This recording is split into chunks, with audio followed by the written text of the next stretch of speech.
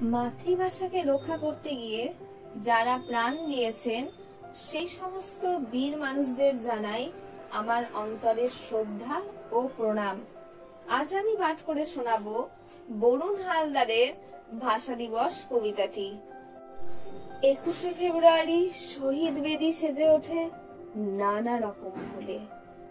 আজও বেঁচে আছো আমাদের হৃদয়ে, বাঙালি যায়নি তোমাদের ভুলে। পাকিস্তানি সেনা গুলি চালিয়ে বাংলার 20 সন্তান নিয়েছে কেড়ে।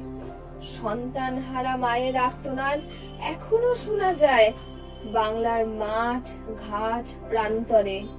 প্রতি বছর 21শে ফেব্রুয়ারি এলে আমার রক্তে ক্রোধ খেলা করে।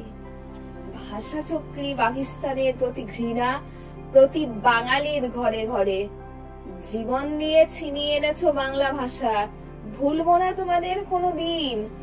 গর্বে মাথা উঁচু করে বাংলায় কথা বলি, কোনো দিন শোধ হবে না তোমাদের ঋণ।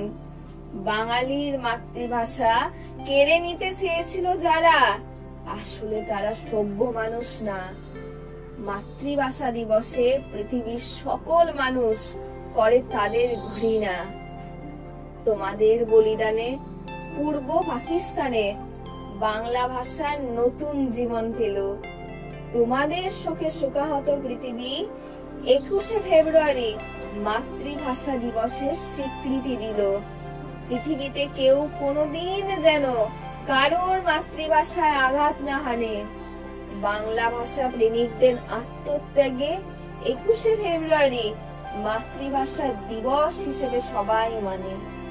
মাতৃভাষা রক্ষায় অনেক সংগ্রাম, কত বীর বাঙালির আত্মবলিদান। 21শে ফেব্রুয়ারি শোকের মাঝে শান্তিতে করি তাদের জয়গান। 21শে ফেব্রুয়ারি শোকের মাঝে শান্তিতে করি তাদের জয়গান।